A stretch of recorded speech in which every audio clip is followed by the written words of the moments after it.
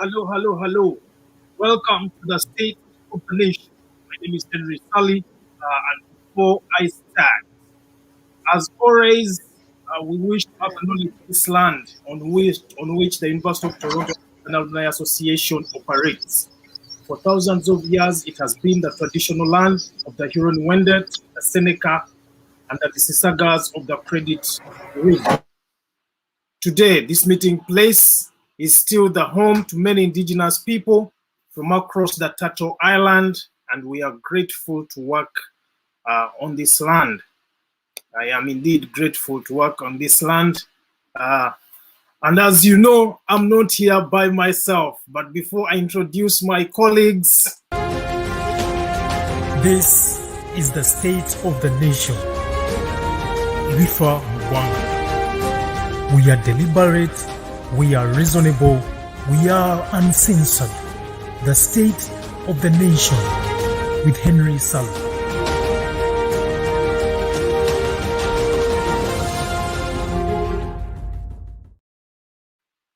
Yes. Every Sunday at this time, come catch us at the State of the Nation. Let us discuss the topical discussions that happen on Uganda's political landscape. We are delighted to have you join us. And as I've told you already before, I do have my colleagues here today. Julius Mitala from the UK. Julius, introduce yourself. Let's go. Wherever you people happen to be, greetings to everyone. Julius Mitala is my name. Mitala Muzukuru wa Mswangali, as I always prefer to go by that name. That is in recognition of my grandfather, Mwami Mswangali Kusalama Road, the man who grew me, the man who made me who I am today. Mbalamusiza baganda bange mwena gye muli. Tuli wano ku Sunday kawungezi nga bwe tutera okubeera nammwe bulijjo okubaganya ebirowoozo ku nsonga ezitali zimu wano ne wano ebintu ebya affecting omuntu owa bulijjo mu perspective yo namwe tusobola okubirengerera. And I'm very excited to be here as always. My background is a bit different today kubanga waliwo abantu bwe nabadde ngenzeeko okusobola okufunako ku mpewo sobole n'okuzzaako ku bulamu engulu. Tuli mu mbeera embeera enzibu ey'akaseera kano eyeetagisa omuntu okuba ng'ofuna ka fresh air. So nja kusobola okubeera nammwe as long as my battery allows me to be here, or if there is no change in the weather and environment. I'm looking forward for a very lively discussion. Thank you, Henry, and thank you, George. Thank you so much, Mr. Mitala Muzukuru wa Mswangali. You have talked about self-care. I think self-care is very important, especially now that it's summer. I think it's reasonable for people to go out there and detox from the very busy lives that we live in this world today. I'm going to invite my friend, Mr. George Wilobo. George. Yes, sir. A very good evening to the viewers and the listeners out there. Those that are in the evening, those that are in the morning, who are in the night. I greet you all. My name is George Wilobo, and I noticed my name is appearing as George the World these days, so I thought it's you, Henry, that is making my name the World. But in any case, the World also means Wilobo itself. But we shall always be here, and we are always here to assess, analyze, and also discuss perspectives and discussions that are taking shape in Uganda and out of Uganda. And welcome. Thank you so much, George. The world. I want to recognize that last week we lost our dad, which is your dad. And as Mr. Mitala has been talking about self-care, I just want to find out how you are doing. How are you doing? How is your family? And so far, how have you managed to cope to the extent that you are here with us today, actually? Yeah, based on that, it's been tough. It's been a little bit tricky. It's my first time to really lose a very, very close loved one, and to that level of a father. and it's not been easy to go by, but I had to accept. And the first step in actually healing, or in any case becoming better, is to accept the situation as it is, and then try to look out for ways that you can cope. So the coping mechanism that I've had is that the Ugandan community in Ontario as a whole, and Canada itself, was very, very helpful in my coping. And I had friends passing by, coming to my house, and we had an online vigil that really was very, very well attended. And also, I had friends coming by to console and comfort me in one way or the other. Yesterday, a friend offered to take me out, in terms of at least going out, just as Mr. Mitala is doing right now, and just sit in the park and be in the park, relax in the park. I rode bicycle in the park, so it gave me some freshness and some. It's like a refreshed mindset. So here I am. I am here, strong and sound. I have a strong, sound mind. I am going to be able to deliberate accordingly and as per my abilities. So there is no any issues that will arise.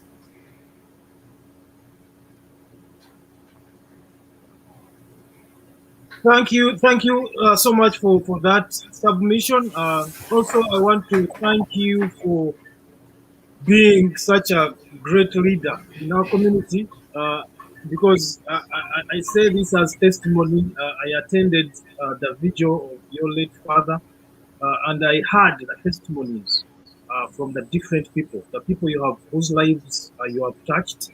I think your testimony that your dad was an amazing person, great leader, great parent. Of course, the community, the Ugandan community has lost an incredible mentor, role model, and of course, parent. We grieve with you, and we pray that God strengthens not just you, but also your family and loved ones, and also close friends. We know that he passed on due to COVID complications. And I think that's why we thought this conversation regarding COVID in Uganda needs to be closely examined, not just around the dinner tables, not just on WhatsApp and phone calls, but also in conversations like this one, trying to examine some of the different dynamics that are going on, especially how it has been handled in Uganda.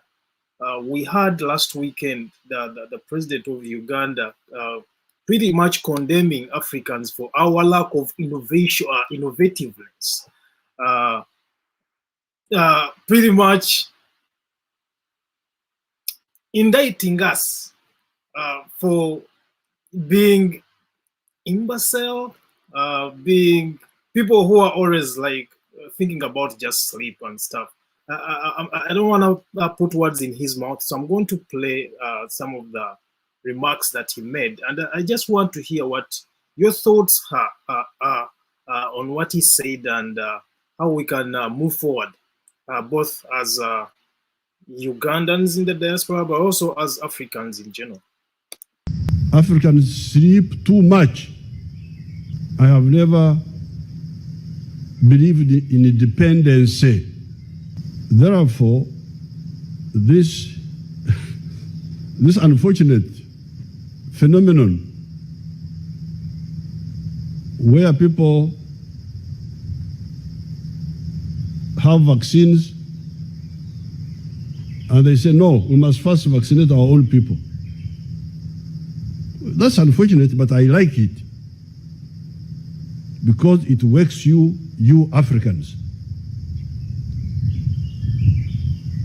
Africans are a disgrace to ourselves. Why do you have to depend on the outside for everything? Life, you depend on the outside. Why? This is a big shame for Africa. You people, how can you sit here as if you are imbeciles? That we are dying, you are waiting for foreigners to come and save us. We shall die until the foreigners come to save us. What sort of people are you? And you are trained. It is the orientation. It is a slave mentality. This selfishness in the world is bad, but it's good. I like it because it wakes up Africans. It wakes up Africans. It's a shame that the whole of the African countries is just asleep, waiting to be saved by others. If they don't save us, we shall die, like happened with the slave trade. How can this be? Slave trade went on here for 400 years. These idiot chiefs were here just putting on monkey skins and so on, looking like clowns.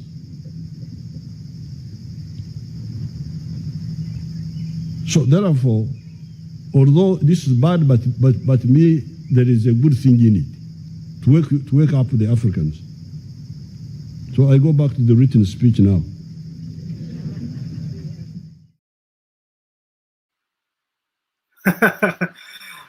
So which means he skipped his written speech and he added some spices in the speeches. George, your thoughts on that?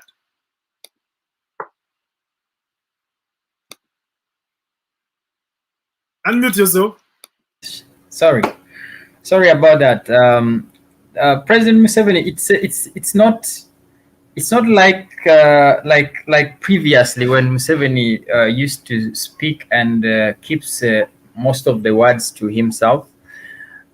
We have seen so far, since from the inauguration ceremony itself, we have seen Museveni lashing out so much the Western world, and there is a way he has lost a lot of patience, and you can feel it and see it in his speech that he is trying to create an awakening for Africans, and also trying to create a sense of independence of Africans. But in a nutshell, what has happened in the previous 35 years of his rule, he has been also sleeping. So it does not make sense to really say that Africans are sleeping. So it means he has been also sleeping with us.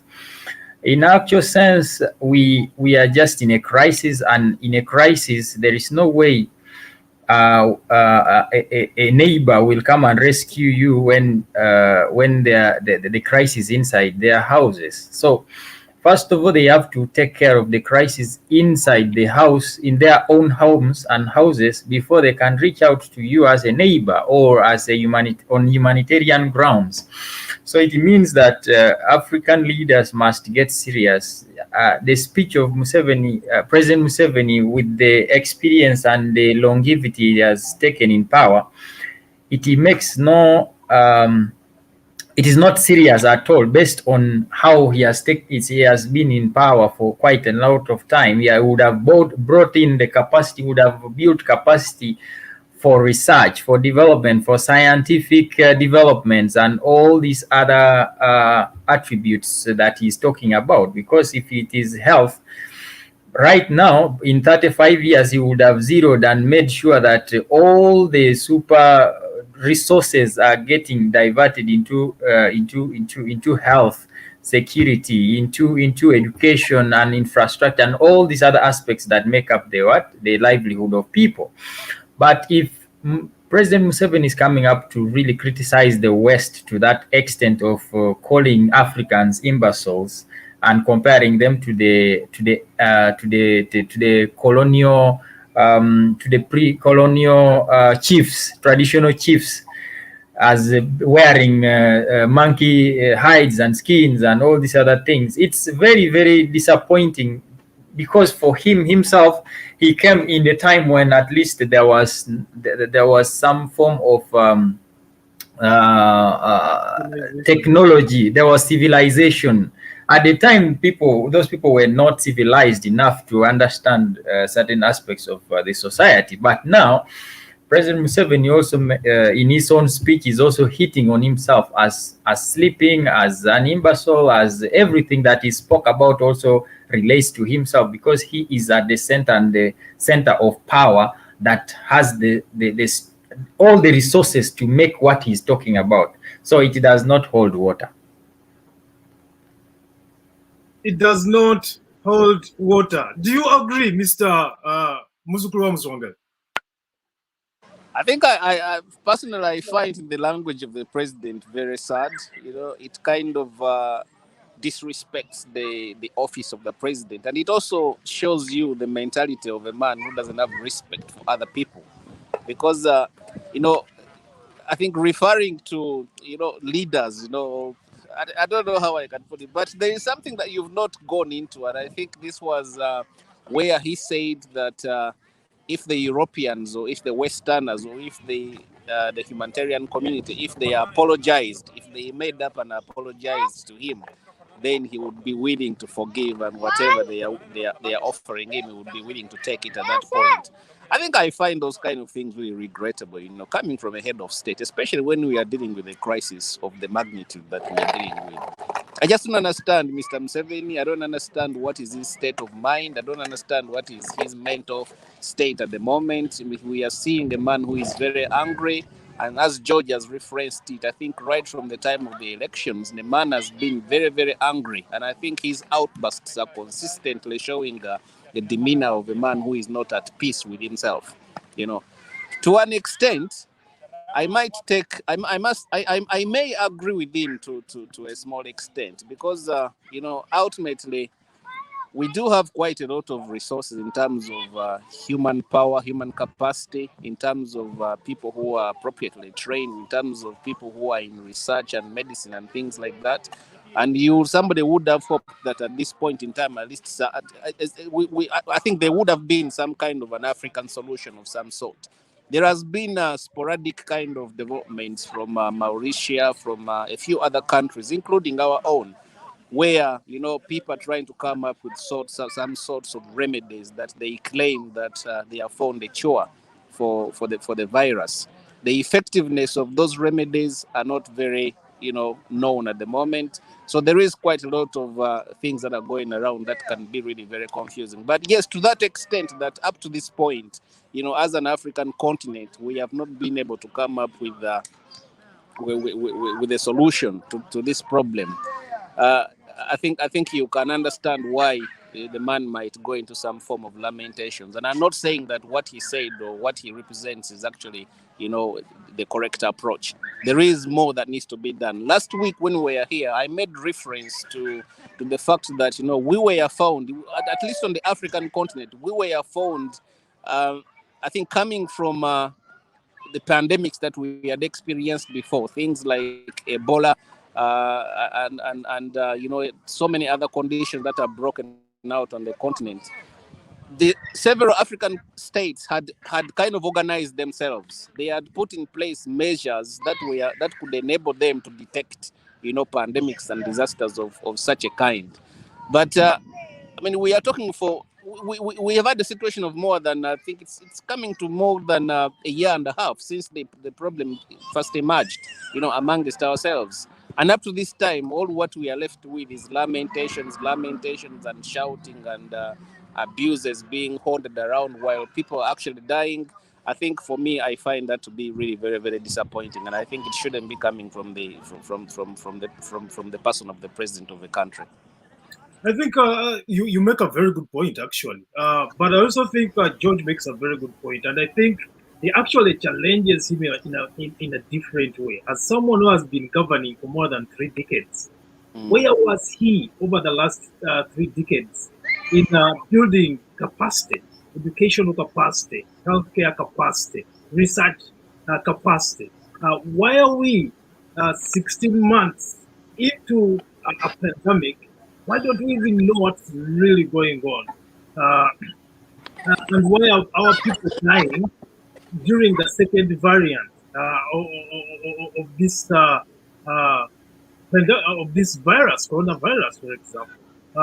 And it's very funny that he has referred to, he continues to undermine the international organizations or agencies, while at the same time, even though he says he doesn't need their money, the reality on the ground says something completely different. For example, last year we borrowed over $2 billion, as Mr. Besig actually outlined in this clip.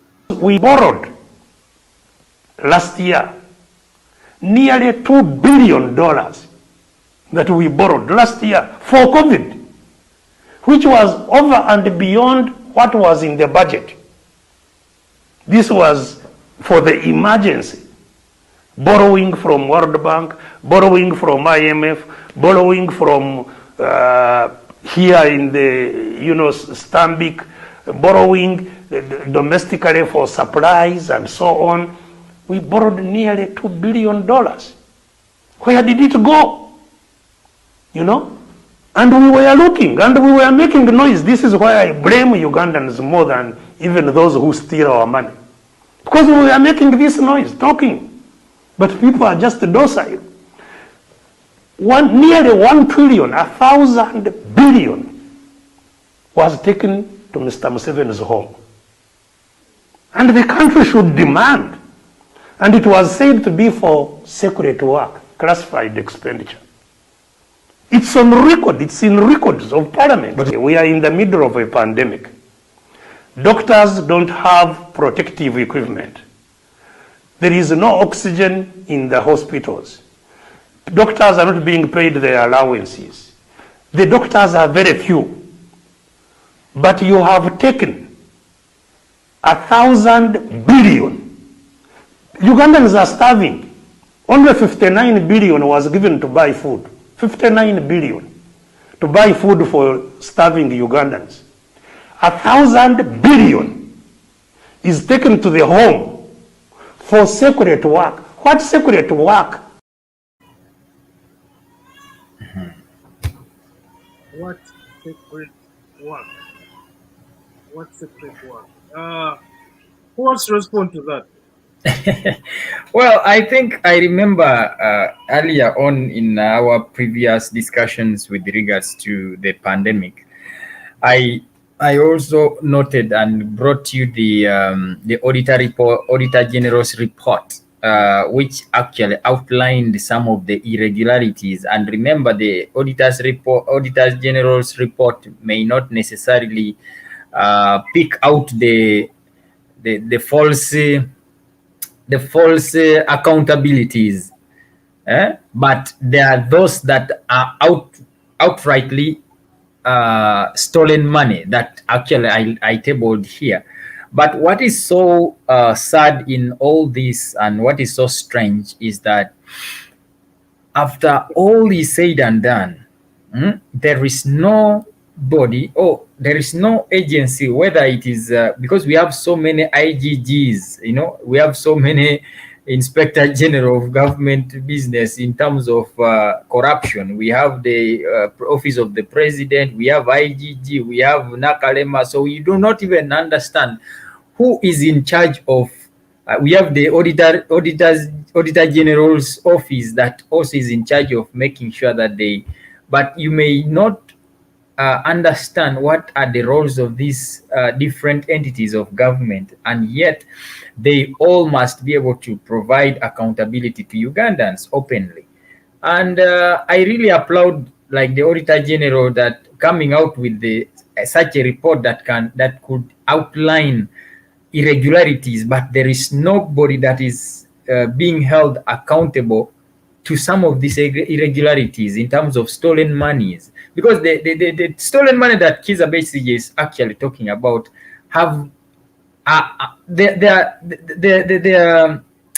they are feasible, like they are monies that could have worked so much in this kind of situation and times, where each household would actually receive even up to 300,000 shillings at least for a month.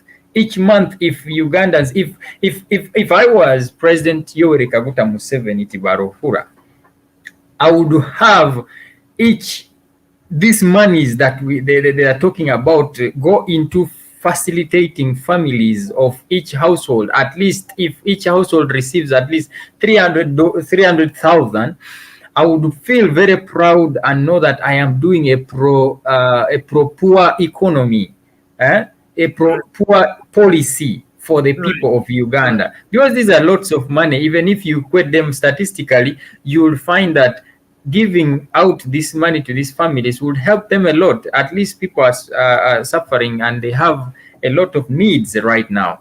I have someone just sent me a video here where some land grabbers went and slashed down the cassava and the food that is supposed to feed the family.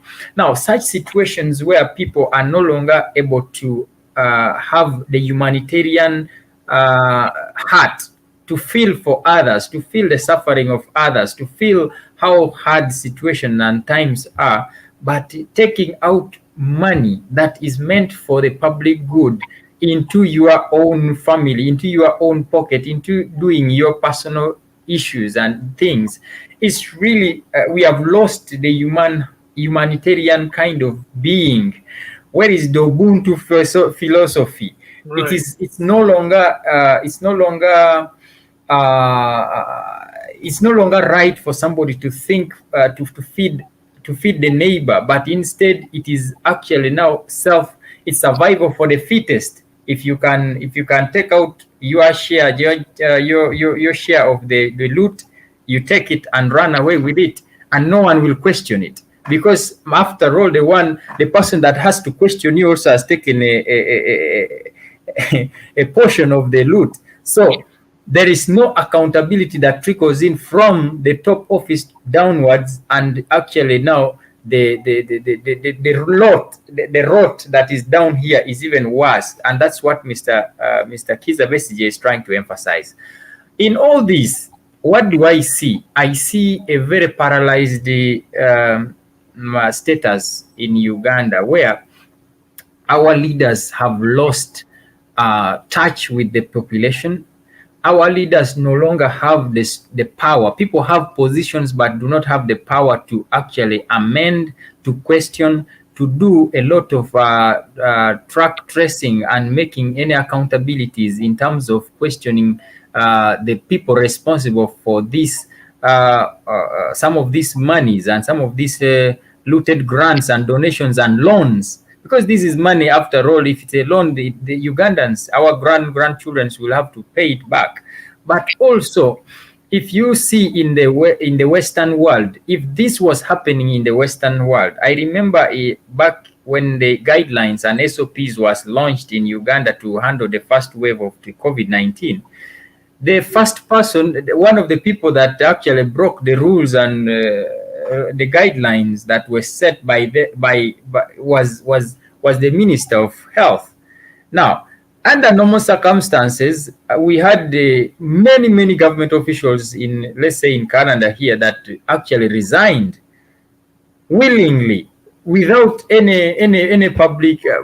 Some of them, of course, after public outcry, but also some of them willingly. So, if somebody steals money with impunity, because this is no longer corruption, it is robbing, it is stealing, it's no longer corruption, it's just daylight corruption, daylight stealing of public resources.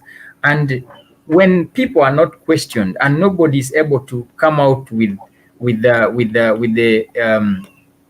as a policy that can be able to check this, although there are policies that really must check out these things, but our leaders have lost the ability to question, ability to have anything tangible in terms of putting government to check. All the positions that we have in leadership is no longer powerful. They're powerless. It's no longer powerful, and indeed, you referenced the Auditor General's report, which was also discussed in Parliament, actually. So it's not just the donations money that was stolen, but also some of the money that was budgeted. Yes. For some of these things, it is also pretty much stolen. And Minister Kasaija couldn't even answer some of the questions that you'd expect him to know.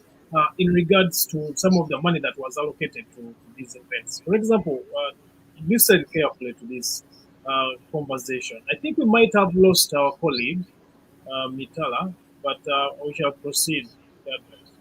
Shuka nakakulirwa omubaka wa Bugweri Abudu Katuntu leero mu butongole katandise okusinkana ebitongole bya gavumenti ku nkwata y'ensimbi ez'ekirwadde kya ssennyiga corona era katandise na kusinkana kuli ekitongole kigula n'okusaasanya eddagala mu malwaliro ga gavumenti ki National Medical Stores Moses Kamabale ne minisita w'ebyensimbi Matia Kasaija. Akulira National Medical Stores Moses Kamabale abuuziddwa akakiiko obutegevu bw'ekitongole kye okugula eddagala n'ebikozesebwa ebyekuusa ku ssennyiga corona kyokka bwe gutuuse ku nsimbi ezaagerekebwa okugula eddagala erigema ssennyiga corona ne gujabagira.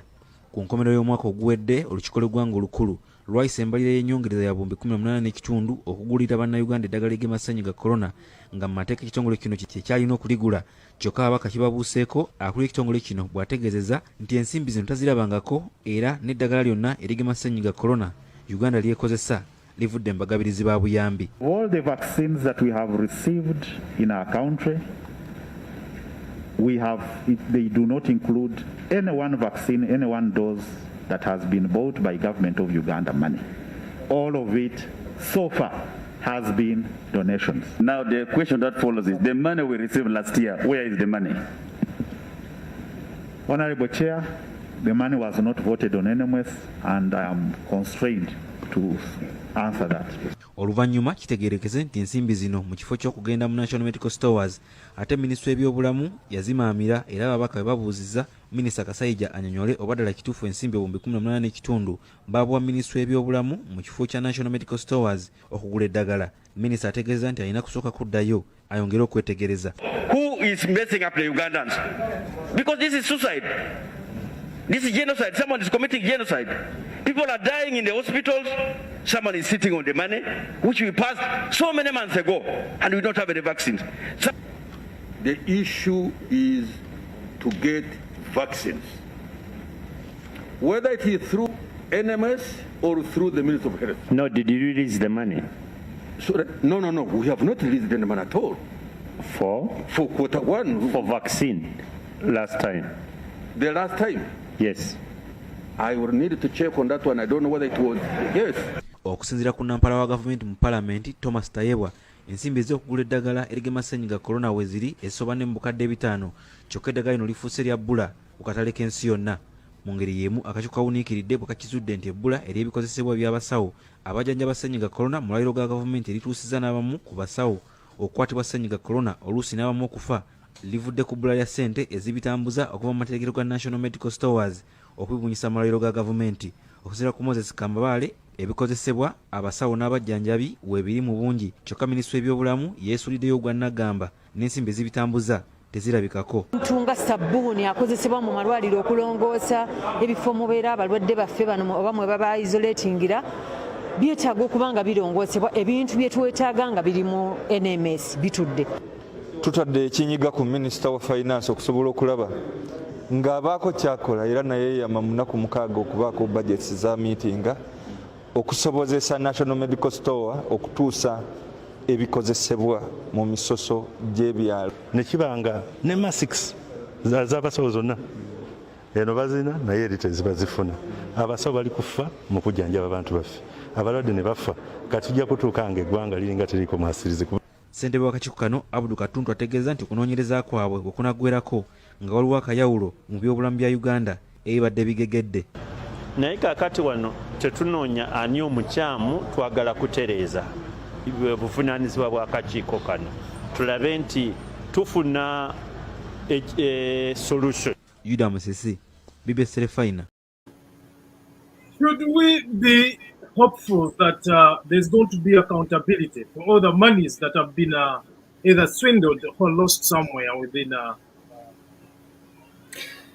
Yeah, there is no hope of such a thing, even refunding the money or recovery of the money, or in any case, if the money was dispensed or disbursed approved by Parliament last year at the beginning, that's about around April or May, June, and it's now a year when it has not, even the minister himself is saying they have not released the money. Now, what was the purpose of the money in the first place? And I'm not sure whether there is anything that if the Ministry of Health is showing that they received the money, but the minister is saying that they did not release the money. So how did they? So there is a lot of confusion, as you heard one of the guys say. Somebody's messing up Uganda. Somebody's messing up the system. Somebody has to be fired. That is the only solution. Somebody has to really get fired. Somebody has to get out of the system. You know, Uganda's culture is completely different. Yeah, but also, Honorable Jim Muhwezi, who was, I find it troublesome calling him Honorable Jim Muhwezi, because he was once kicked out of Parliament, but now he's a minister, which means there's really no either personal accountability or country accountability, national accountability. These people cannot resign. Do you think they can be fired by their friends? I don't think so, because they are pipes. They are in positions of power, but they are just pipes. They are conduits of siphoning. Because by the time I need to pull something from the coffers of Ministry of Finance, I must use a particular person. And who else other than the biggest person in office as the minister? Now you have a Minister of Health that is appearing before the committee and does not even know the disbursements that he has made, particularly pertaining specific expenditure of just COVID-19 funds. Now, what about the national budget? What is happening? It gives you questions. It gives you questions that you can't find answers for. It gives you a picture of what is happening inside the ministry. Somebody is using the ministry as an ATM machine. Somebody is using some of these ministries and some of these institutions as a walking stick.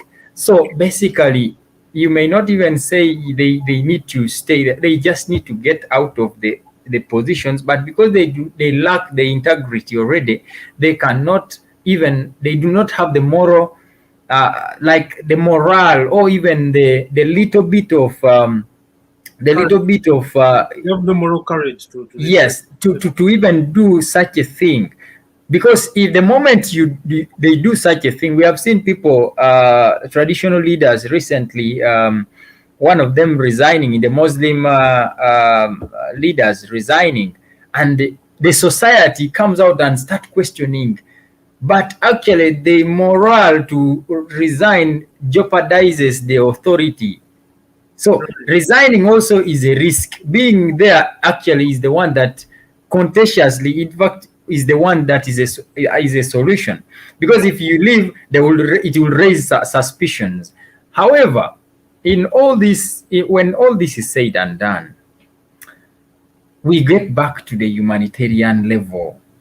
We get back to the understanding that our people are dying. Our people are losing oxygen. I was just reliably informed some people and top government officials own oxygen cylinders. That's not verified information. But I can't even rule it out, because the trust that we have in the government is no more. It is very, very minimal, in the sense that if people are able to stock oxygen even when they are not sick, and there are those that are dying and they need just a simple breathe in and out, breathe in just the breath of oxygen, and you're holding their breath, which means you're committing murder. Where is the remorse? Where is the remorse of some of our Ugandan leaders, who have the capacity and ability to be in office while they see people die, and yet they have been sitting in allocated funds that is supposed to provide the necessary resources? I have witnessed when President Museveni was questioning the Commissioner, Minister of Health, Dr. Atwine, and asking, how many beds have you made? How many beds? And she's talking of 3,000. He was very furious. Out of 45,000. It is defiance. You can imagine the level of defiance in his. So who who is doing this? Who is motivating the defiance? Because even if you see the president, much as he might be committed, let's give him a benefit of the doubt. But the people, the team players, there is somewhere, somehow between, in the middle, somebody is doing the go-between. Right. And it's not making the institutions actually work properly. Because if they wanted the 42,000 beds and these were supposed to be made in ICU standard, which could have saved so many people that are now languishing in private hospitals and all these other locations, and someone is only making 3,000, what did they expect? Does that person still have that person is not supposed to be in office? Now, that's where you also blame the president.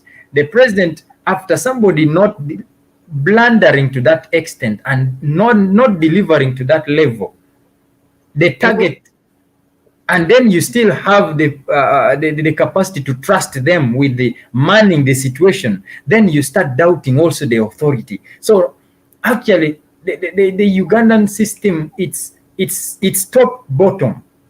You start blaming from top to bottom because the top is supposed to supervise the bottom. And if the bottom is not able to listen to the top and vice versa, there is no way you're going to man. Just for a record, there is a lot that has been exposed in Uganda in terms of health system, that there are so many feeder conduits to the persons of interest in the government of Uganda, and there are people that are actually holding Ugandan health system at ransom. They're holding the Ugandan health system at ransom. But indeed, as you said, if the president realized, the moment the president asked that question about the ICU beds that were supposed to be commissioned, and he was told only 3,000 of the 42,000 that he had actually recommended. Then someone asked themselves a question: why is Madama Twin is still even in that position? Why did she resign right there and then after making that statement? Because we have a situation in the UK where the Secretary of Health is caught on camera kissing one of his aides, and he resigns not because of the kissing, but because he actually violated social distancing. In a pandemic, he resigns despite having close relations with the Prime Minister of Britain. So why is that these things being replicated in Africa? When you go back to what Mr. Museveni used to call us imbeciles, when we go back to what Dr. Besigye said, that he blames Ugandans for being inactive or for keeping quiet and being so patient. Do you think these people have a point? You're muted. Sorry about that, Mr. Sali. As Africa, we have either a traditional problem or a genetic problem. Our biggest problem is that we do not have the remorse of our leaders no longer have the remorse. They don't get ashamed of failure, because failure in the Western world is indoctrinated in people to know that this is wrong.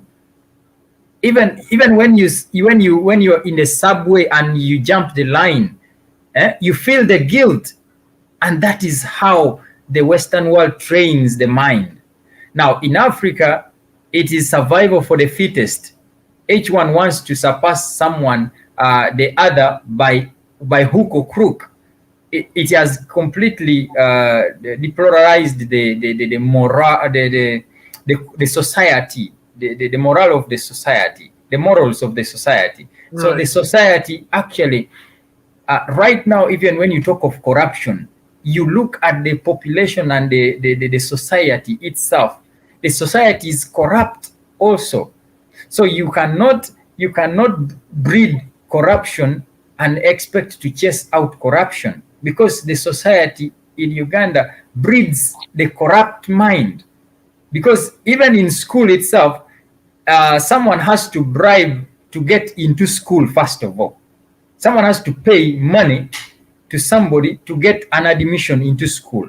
While in school, a child wants to copy exams to pass an exam. By the time that child gets out of school system, how much level of corruptness does that person hold?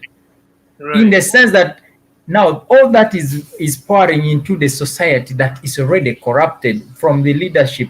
We are looking at the corruption in terms of only money or monetary terms, but there is moral. Yes. Yeah. That corruption is completely evident. But let's go back to the healthcare, public health system in Uganda for a while, for a second. You see, public health is a collective effort, as in Dr. Kiza Besige's voice. Right. And if it's a public effort, it means that there is a lot that the government has to play in terms of ensuring the health of the population. And without it, the population can suffer. That's why countries like USA, countries like in the UK, Canada, they prioritize health, and the government takes control of health 100%. Anything that gets in on the way of health, the health of the population, it is handled in a public with the public interest. It means that the public also has a say, and everybody has a say in terms of policies that the government pass. But in Uganda, what do we see? We see legal and institutions that are formed specifically either to benefit a few individuals or to employ the children of the elite class or the rich or the relatives of those that are creating them. And then there are plans that the government make independently. So how do you intend to mitigate a public emergency, a health emergency, independent of the public, because you cannot sit in even if you have statistics, even if you know your people, even if you need people at the grassroots to really understand what people are going through and what's going on. And that's when the plan work, the framework comes in handy, where you must be able to relate the statistics that the LOCs are giving you. You must involve the single spine system of the government. What happened to that single spine system of government, where it runs from top to bottom to meet the LOC1 of the village? But if you're not able to involve these people because of some ill intentions and corrupt minds, we are seeing these things. Right. Because because I like the analysis that Kiza Besige was making in that narrative that he interviewed. Yeah. The declaration of public health emergency, which is in Article 110, it specifies the roles of government in that instance. Right. It specifies what the government should be able to be doing. And you must have, because right now, if you have the task force, which is instituted, yes. But even the institution of constitution of this particular task force, it wasn't having it in place wasn't constitutional at all, because it wasn't done by parliament. Right. But we can excuse that and say we were in the pandemic, so there was emergency, so they needed just to create an emergency. But you cannot have the head of that particular task force being a prime minister, right, who does not have any medical history or background or whatsoever. It is very, very unrealistic. It is not possible. Yeah. Yes, you can have the person of the prime minister in the team as a person that runs business, government business, but you cannot have the person of the prime minister as an expert. Yes, as an expert in the team. No. Yeah. So you needed experts. You needed the scientists that President Museveni is always calling to be at the top of the of the team, so that they are in fact under the act that they derived this task force from, is actually it's also states that it's for the 1935, okay, the Public Health Act yes. Yeah. of 1935. It also states and requires the head of such a public health emergency to be a medical officer, to be of a medical background. Now, what happened? Do you think Mr. Museveni would take, because Mr. Museveni would argue that's a colonial policy? It's a colonial policy, but we are in the past, we are in the 21st century. It might have worked at the time. But right now, you have so many qualified personnel that you have at your disposal.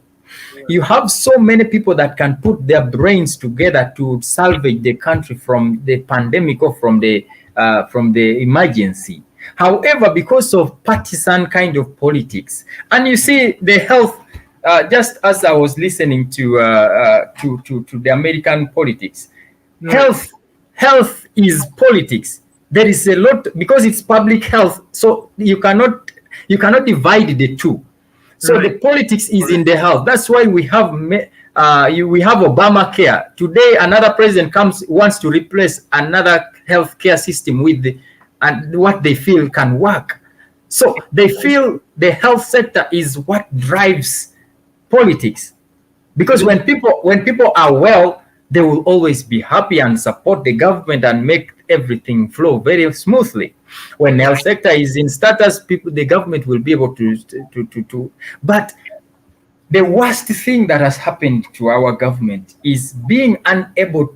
In fact, it's a mix-up and partisan kind of thinking, and having people bring out plans and policies for self-interest of the few individuals, because people bring some of these propositions with motives.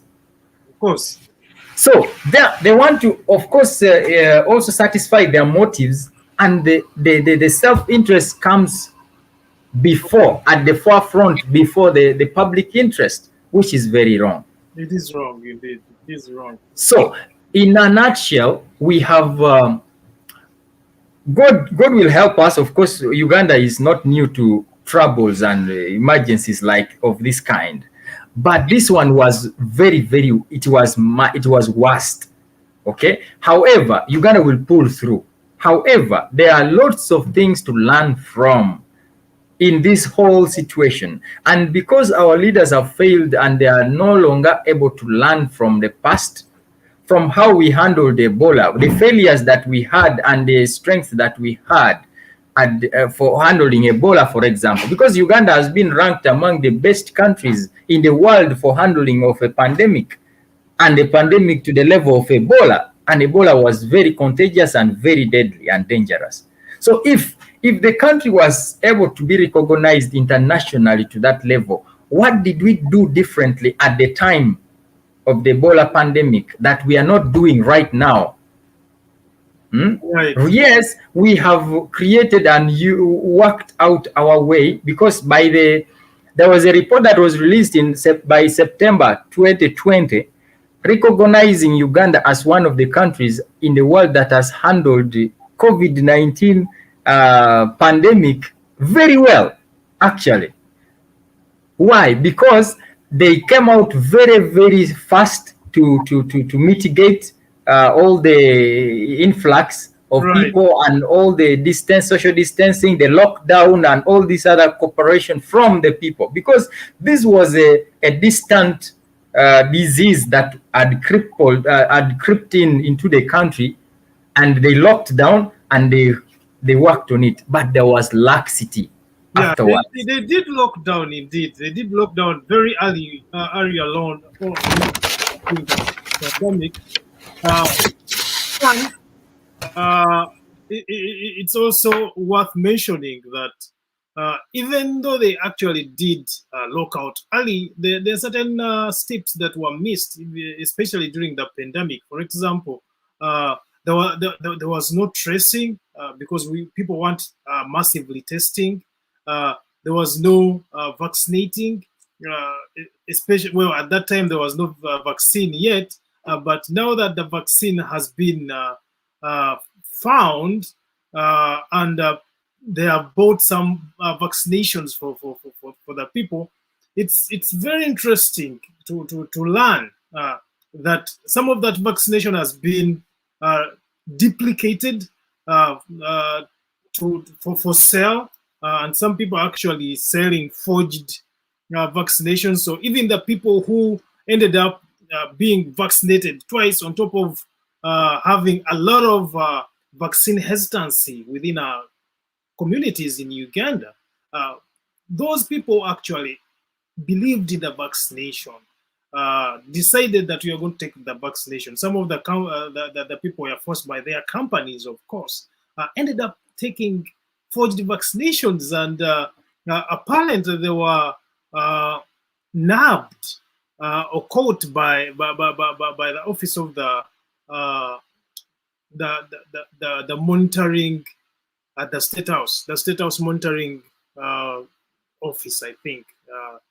But why don't I play that video so that we can continue this conversation, talking about vaccination, and to the extent that the character of the Ugandan people is breaking down so badly that people can afford to forge a vaccine during a pandemic without thinking about the people that are going to take that vaccination.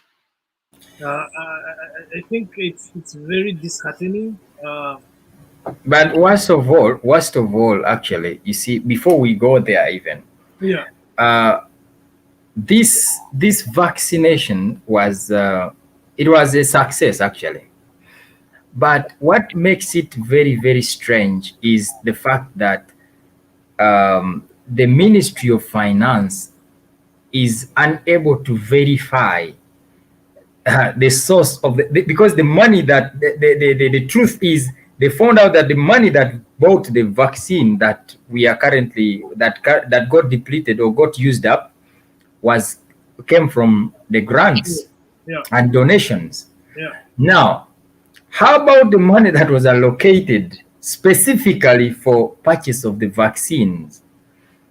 The ministry, the entire Ministry of Health is unable to actually account or even specify whether they released the money to Ministry of Ministry of Health to purchase the medication instead of NMS or not. They are not able to do that. But moving to the kind of attitude that some Ugandans have developed, it also stems from the system, as I told you, that the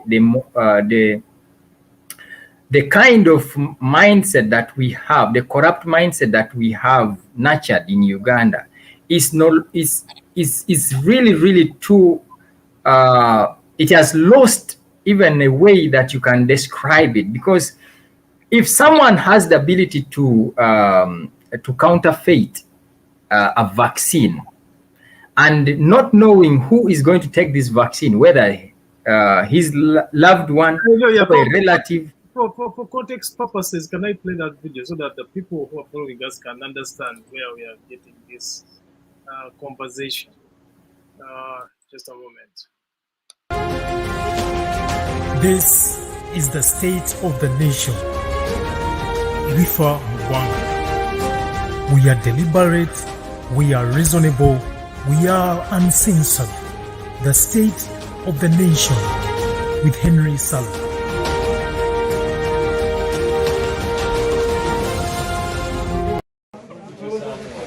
kati abantu bonna baakubwa akayiso kano tebatandika tebapapa because tujja kutuuka ku ntima y'ekintu kino tulabe kiki kye baba bakuba. Tebasobola kubanga baba bakuba virus kubanga teriyo tewali agirina. Ate n'ekirala okunoonya virus olyoka ogikuba omuntu ojja kuspendinga sente nyingi naye bw'ogula Rwenzori n'ogiteeka muno kiba kyangu. Akakipa kama ka Rwenzori ojja katunda million ne million. So intuitively or rather ng'omuntu bw'alowooza gano gasobola kuba nga mazzi. Okitegeera kati amazzi ago tegajja kutta muntu. Eddagala lya COVID libeera mililita 5 ate bw'olaba kano tekasobola kuba nga 5 kasukamu kajjudde nnyo era bw'oba olaba akakipa konna tekajjula bwe kati baganda bange kajjulira nga wano. Ekyo kyekisooka. Ekirala buno obupapula buno bw'olaba buno bulijjo vaccines bwe tuzifuna baba bamanyi nti zijja kutambulira mu ice, in water, mu cold situations. N'olwekyo lebo ebeera ngumu naye neyulife era jjo nabadde ngikwata negenda naku ngalo.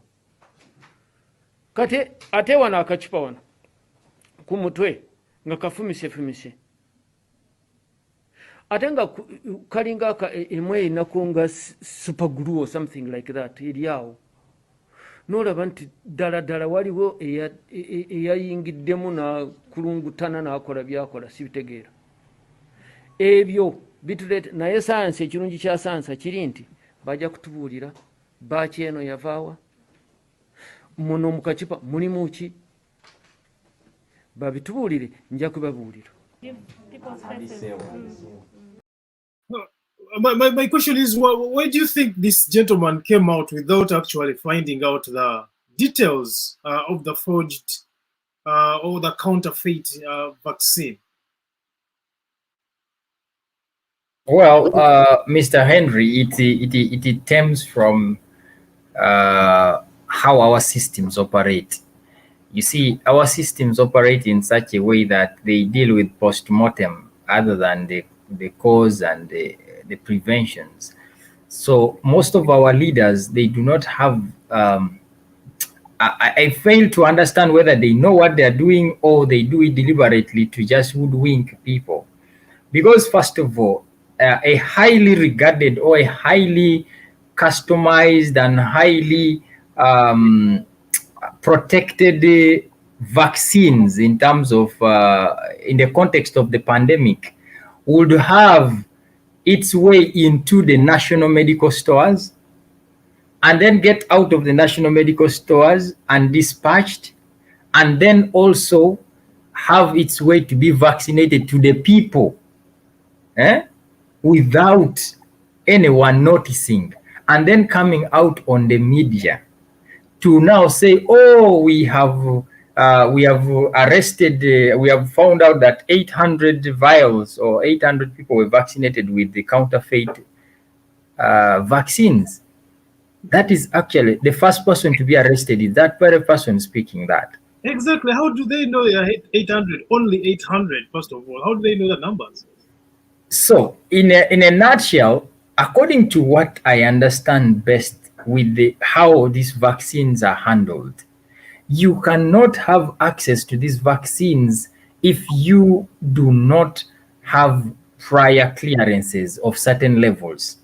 Right. Now, for the vials that are handed for the field work, they are accounted for and they are supposed to be reverted back to be the vials, what you see as bottles, the vials are supposed to be sent back.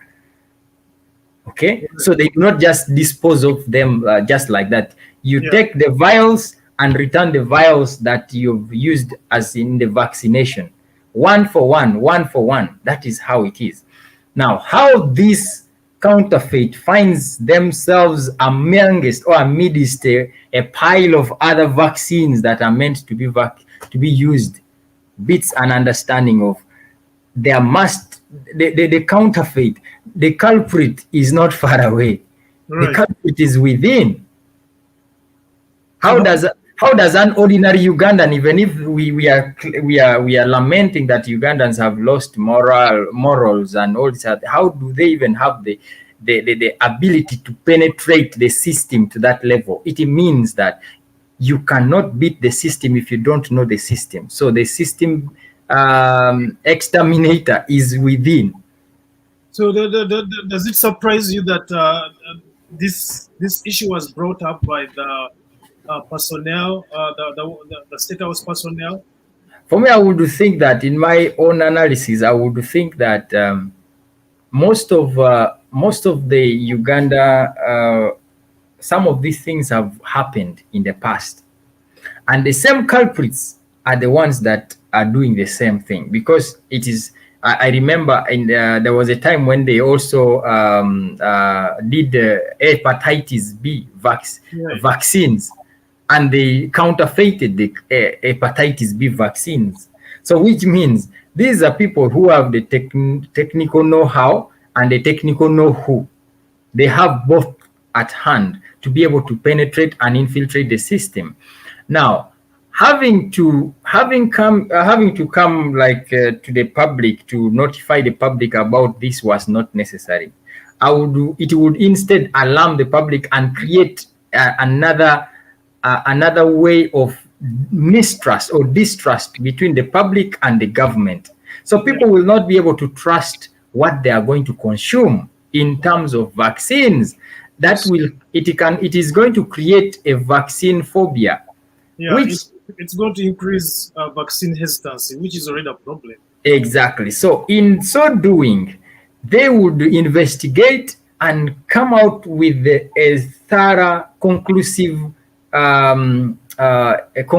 report with arrests made, with the people who are behind the counterfeit. But you cannot, because now these statements were released about a week ago. So what has been done? Now, it is so easy to trace some of these counterfeits because it has a lot number, it has a batch number, it has the facility that it was dispatched from. So what is so difficult and what is so delaying the report or delaying whatever findings from that issue? It is as easy as that, but you'll never come out to hear any report with regards to the same. Why? Because there are so many people. It's just a conduit. The person or the victim is a conduit, and the conduit, when the conduit is blocked, they create another hole and then they escape from the other side. Right.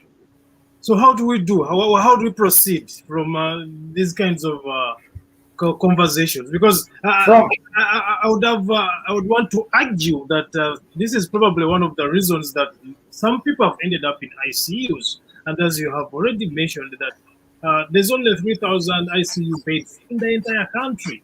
So many people who couldn't access those ICU beds ended up in private hospitals. And of course, private hospitals are charging exorbitant fees to offer medical services. Anyway, to the extent that now they are asking for land titles before they can touch your patient or your loved one. How should we proceed? Do you think government should regulate private hospitals? Is it reasonable? Actually, the issue of private hospitals actually is so bad, to the extent that I have a friend of mine that was telling me yesterday, if you know Balam Ochaya. Yeah. Balam Ochaya is a big name in the, but this person is a friend to the daughter, and this Musei was admitted in one of the private hospitals, and he spent about I think he spent about 2 weeks, and then he was admitted with pneumonia. Then they on admission, after a week, he contracted. They say the hospital says he contracted COVID-19. So they started managing COVID-19. And then days later, he was pronounced dead. He was declared dead. And the hospital demanded 21 million shillings. Demanding 21 million shillings before releasing the body. The body was being kept in the morgue, and as the family, of course, couldn't afford, the daughter demanded to see the body of their father. They didn't want. Until when the daughter forcefully called few names and few people in authority, and they were allowed to see the body, only to find their father was still alive. Yes. What? Yes, this is reality we are dealing with. Only to find the Museveni is still alive, and then he was taken back to the hospital again. He was taken to the morgue when he was still alive? Yes, and again when he was taken back to the hospital, some of the big guys, and because this family is a little connected, and calling friends of friends and friends of friends to help. And on bringing the Museveni to the hospital, the Museveni is testing negative of COVID-19. But he was declared dead, and not. It is very, very touching us. And this is a person you also know. In fact, this person that was telling me is, you know this person very well. For purposes of privacy, I don't want to mention the names here. But the thing is, it shows you a very serious problem. But to interrogate the problem, you need to look into the background of the problem, because like it stems from planning, from long time kind of frameworks that institutes what we call today as the Public Health Management Act. Right. And in that Public Health Management Act, if we are to really make sense out of it, we need to make sure that we look at the background, because the health sector in Uganda was constituted some many years ago, but it was. I think we are obligated to name this hospital. If it's a private hospital that lacks ethics to take care of their patients, that they have to go to the extent of taking a living person to the morgue and extorting money from their family, while also lying about their status of COVID. I think this hospital needs to be named. And that's what we were demanding. Most people, when she posted this story on her social media page, I actually called her and asked whether this is true and correct, and she told me it is.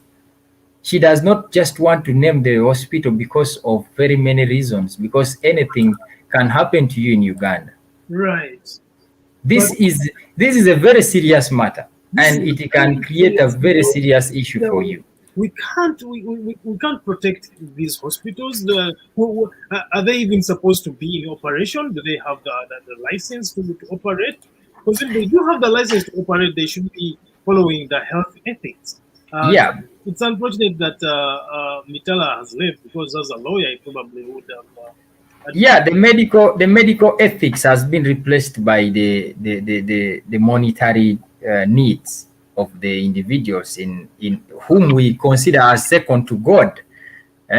Doctors are considered as second to God. However, I wanted to go back to the analysis of the privatization, the private kind of hospitals we have today, how they even get into where we are today, where they are not even, it's not easy to even regulate them, because the people that are supposed to regulate them as leaders are the persons that have shares or owners of the same. Right. But to be honest, if you are going to follow the principles of economics, I think, in my opinion, I think it's not reasonable to regulate private hospitals, because they're providing a service and they can charge whatever they want their will, because it's a capitalistic economy. Uganda is a capitalist economy. No, you see, the thing is, Mr. Henry, the thing is, the problem of Uganda came from privatization and the laws and regulations that guide privatization, it is so robust and open to the extent that anyone who is a non-professional or anyone can open up a medical and a professional health facility. Right. And it has changed over time. For me, as a person, I wanted to give you a background of how we got here, because if you looked at the pre-colonial time of Ugandan health system, between 1962 and 1971, of course they just inherited the colonial structures of what of health sectors, whereby they just had districts, and districts had some missionary hospitals and centers that, of course, that replaced the shrines and all these other things.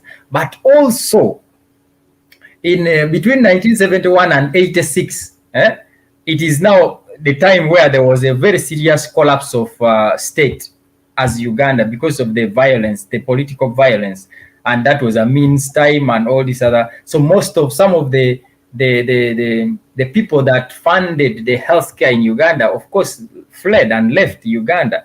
The Indians they were expelled. The missionaries also left because of insurgencies in Uganda. Now, the health sector, of course, started taking shape in 1986 and between 1986 and 1993, and that is 1993 is actually when the privatization bill was signed, and actually in that time, that is when now the donor community and the countries wanted now partnership and bilateral relations with the Uganda, and all of them are coming in to make sure that they boost the health system and other health care sectors of Uganda. Of course, health notwithstanding, and the dire need of health was enormous. Now, when in 1993, when the government introduced this privatization bill as a strategic plan, and it was in the health sector strategic plan 2000, it is stipulated and embarked onto the privatization of formerly owned enterprises. Now, the formerly owned enterprises, it included also some hospitals, right? And actually, it included some of the missionary hospitals that were handed to the government. And this is where the problem of Uganda starts. The health system of Uganda starts from there, 1993, 2001, 2000s, until now, where we are. And we must be able to acknowledge that, yes, privatization, of course, creates some professionalism, service delivery, and all these other things, but it has completely destroyed the humanness in the health system. I think the reason why it has destroyed what you refer to as humanness within the health system is the fact that there's really no competition, and the only person to bring about, or the only entities to bring about competition is the government. So imagine if the government did their job, what they're supposed to do, and bought enough beds, ICU beds, that they flooded the Ugandan market to the extent that private hospitals would be deemed irrelevant if government hospitals were giving similar or better services, medical services, than private hospitals. Do you think private hospitals would be in position to behave the way they are behaving right now? It would not be the case, but when we borrow from other developed worlds, for example, if you look at other neighboring countries, for example, if you look at Rwanda, how Rwanda is doing, Rwanda is owning almost 70% of their health care system. If you look at most developed countries like USA, for that matter, you will not have most of these developed countries having their health system entirely reliant on the private sector. Even just having a clinic is highly regulated by the government. And when you are not a doctor, you must practice privately as a doctor, and you should not own a private clinic if you are a doctor in a government facility. Now, that is the regulation that we are talking about, whereby if there is a conflict of interest that is too much into the healthcare system, but also it stems from somewhere where you have a healthcare system that is underfunded. The people that really run the healthcare system are very, very educated people. They spend a lot of years in school. They spend over 5 years in school for our Ugandan status. But they also, you have someone that is employed in the government health facility, and that health facility does not give the person enough pay. So they end up, because of the laxity with the laws in the privatization kind of act, it gives the person leeway to be able to open up multiple clinics, pharmacies, and all medical settings that he wants. Now, when that happens, it creates a conflict of interest. The self-interest to push his clinic as a business, and then there is also service to the public. Okay, so I do appreciate that what you are referring to is not really interfering into the markets in the sense of economic functioning. It's not really interfering in the economics of how the market operates, but rather to create policies that protect the citizens without necessarily interfering in the demand and supply principles. Yes, I'm arguing that hospitals should be told how much money to charge, but I do disagree with that notion. I think that government needs to ensure that they create policies that make it very difficult for people to become co-creators of healthy facilities, and to ensure that people are very strictly screened. Whoever enters that market is very thoroughly screened, that by the time they enter into that sector, they have the ethics to run that kind of business, because they are actually binded by the medical ethics that govern medical officers. Is that what you mean? Are we on the same page, or by? The economy of scale is it's not balanced. But you see, the thing is, what I'm trying to reflect to you is the realities that are on the ground. Now, these realities are as a root cause from somewhere. It's stemming from somewhere. And I'm trying to paint that picture for our viewers to make them understand that whatever that we are going to discuss henceforth, we have to look at the picture back, and then current, and then in the future. Now, in the current, we have a situation where there is open economy, where everybody is a participant in the economy. The factors that constrains me and you and other fellow Ugandans constrains those that are participants, are contributors of the health sector as well, as doctors, nurses, medical technologists, and the like. Now, there are also the private business owners or businessmen and women that would look at health as an opportunity. Now, the regulation comes here handy like this, where when you as a businessman, you do not have any, for example, Bill Gates does not have any medical background, but he's one of the biggest investors of medicine, or investors in medicine and in medical pharmaceutical industry. Yeah. But there is where he has a limit. He has limits, and whatever that he does it, yes, as a businessman, but he does not have capacity to dictate certain options. Now, that is where Mr. Bill Gates, as the proprietor of a pharmaceutical industry, a pharmaceutical label or company, must sit with the government on a round table and say, look, I have invented these tablets, I've invented this medication that cures this disease, or I have done this vaccine, for example, the one of Gavi, but I need this X amount of money to be able to dispense it to the public. The public may not be able to afford this.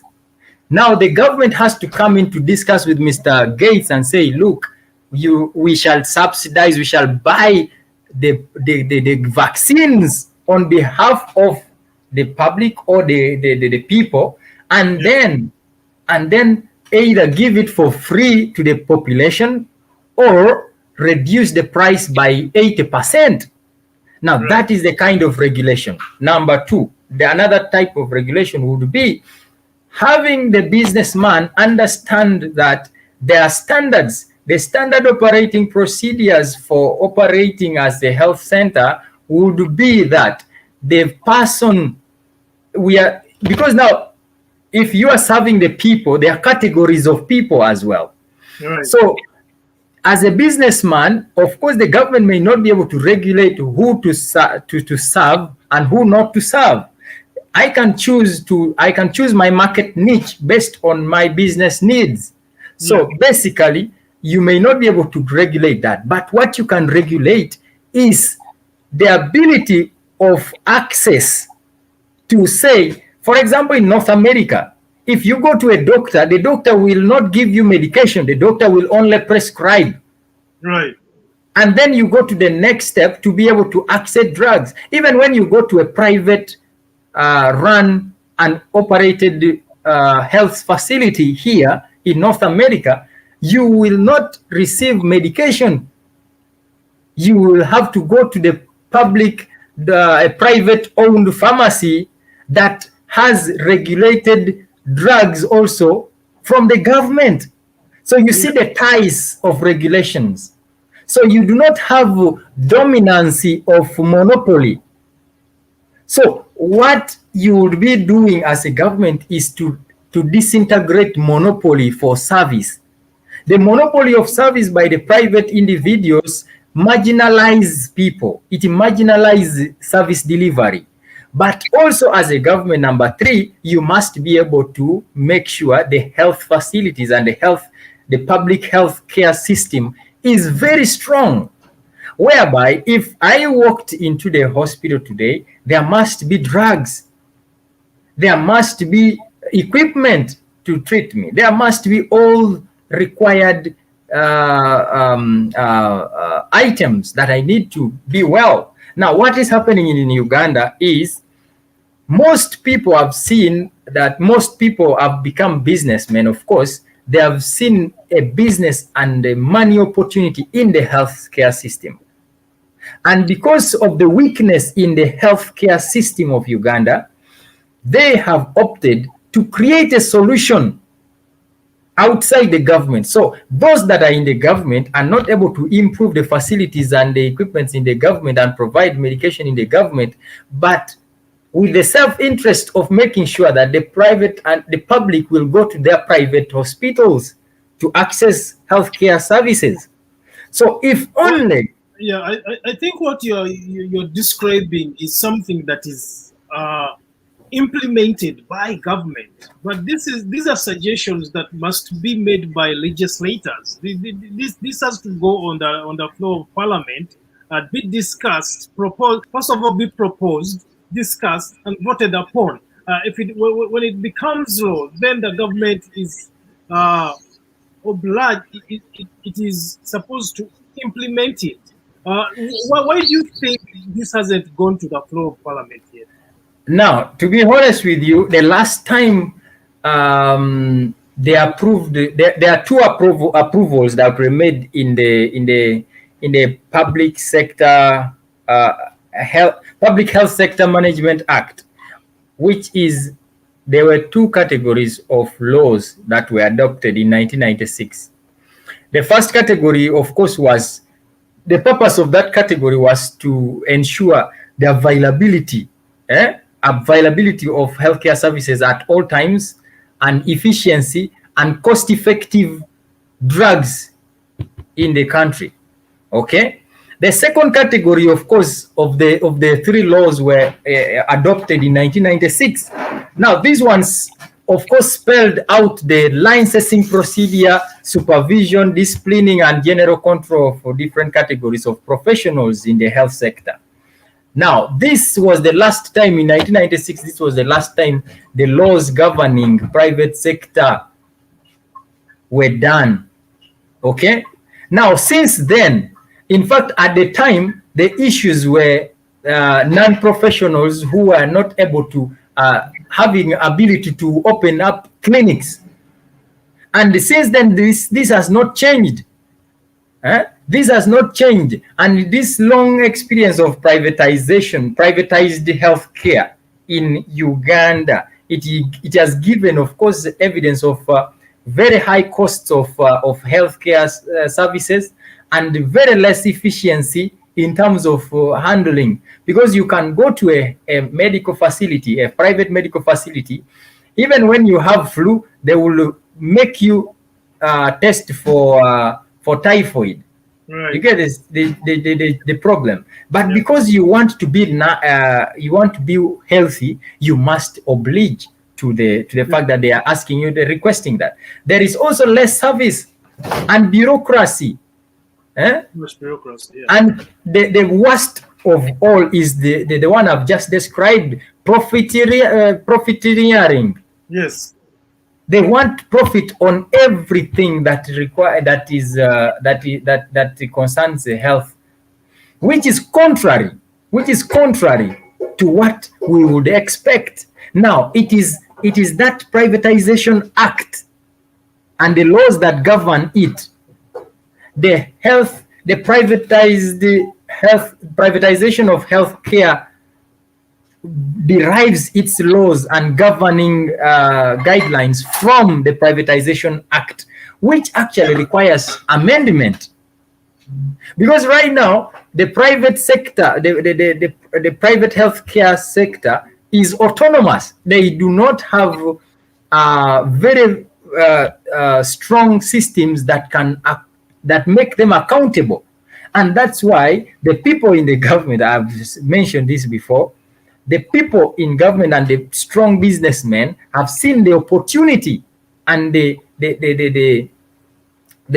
kind of open check in this health system, and they are able to provide the solution by making very, very good infrastructure in the private health sector. Do you think I am wrong in thinking that principles of economics, the economic principles of demand and supply should be governing how the market operates, as opposed to relying on government to regulate businesses? Because private hospitals are actually businesses, right? So if they decide to operate in a way, in a manner where they charge whatever they want based on the demand that is available. Besides the other hospital that you reported that gave false information and tried to extort money from a family, do you think I'm wrong in thinking that we need to follow the principles of economics? This is where there is inequality in regulation. We have witnessed in fact, this is very, very, I wish when we're going to do these shows, start tagging some of these government officials in our media, in your social media handles, so that some of these things are also made out, like directly, they can find it very clearly. You see, Nakalema, who is at the forefront of corruption and all these other state house monitoring units and all these things, actually came out to lash and literally walked, of course, swiftly to the park, to the bus park, when the demand and supply you're trying to describe here was overwhelming for the transport sector. What did we see? We saw Nakalema making arrests there and then. They are overcharging the population. These are people who are vulnerable. These are going here. They are trying to, they were doing their jobs. They own trucks. I mean, those buses, they own those taxis and those public service vehicles. And they needed to make sure that they benefit from the high demand. But now, in the times of COVID, we have private health facilities charging exorbitantly, overwhelmingly beyond even any other facilities in the world. But there is none of these health monitoring units, none of them has ever come out to really lash out or even make a statement, leave alone maybe even going to visit some of those places that they claim people are keeping dead bodies of loved ones in demand of services, service bills. Right. But we have not seen any proactive assurances from the government. Just as you can see the imbalance, inequality in enforcement, because these are poor individuals who do not have government linkages and support and the powerful people in government. They were sieged. So how do we proceed from here? How do we proceed? How do we proceed? We proceed by making sure that we put such people to task. They must walk the talk. If in this sector they were saying that they were overcharging people, where are they? Are they not seeing that people are dying in hospitals? Are they not seeing that people are helpless and people are demanding their loved one? The dead bodies, you're holding dead bodies at ransom, and you still claim that you are a person of integrity in government? Now, we move from here by making sure that we must bring out the government to speed with ensuring that they can regulate this. The government can come out to regulate this strongly by making sure that they bring all the private sector players on a round table and say, look, this is a government directive. We are in a state of emergency, health emergency, public health emergency.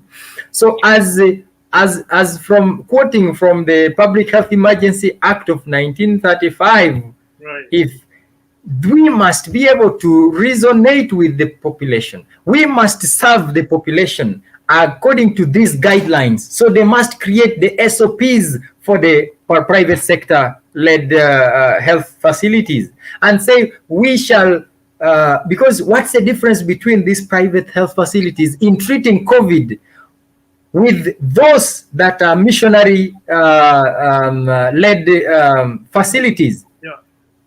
I have a relative that was treated at Lacho Hospital for even actually for 700,000, and the person has spent almost a month in the hospital. If this person was in Kampala in one of the private health facilities, how much would that person pay? If someone that spent 3 weeks is paying every day 5 million or 1 million in Kampala, right. So it needs to be regulated. What are these other people doing that these people are not doing, and what expensive gadgets and equipments and apparels are they using that are so expensive that they charge that much? So the government must be able to have a dialogue with both parties and say, look, this is the minimum and this is the maximum. If not, our people will continuously die because our public health system it's saturated. I think when you give the government such an opportunity, you're exonerating them from doing their job. Their job is to flood the market. Their job is to flood the market with ICU beds, with functioning hospitals, hospitals that are actually giving excellent service that people won't need to go to private hospitals. That's my stand. But I do respect your stand as well. I think you speak for so many people. I have heard very many people saying that the government should come in and decide the minimums and the maximums of what must be paid in regards to certain healthcare. But I think private hospitals will while most private hospitals are not charged taxes or given tax breaks for bringing in the machines that they bring in for treating people, and given all those tax breaks, I think we still need to ensure that we do not give the government a green light to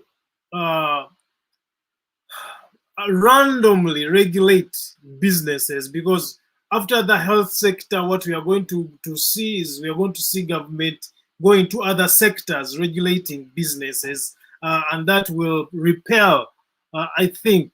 Yeah, but Mr. Sali, I gave you the background. I gave our viewers the background to where we are.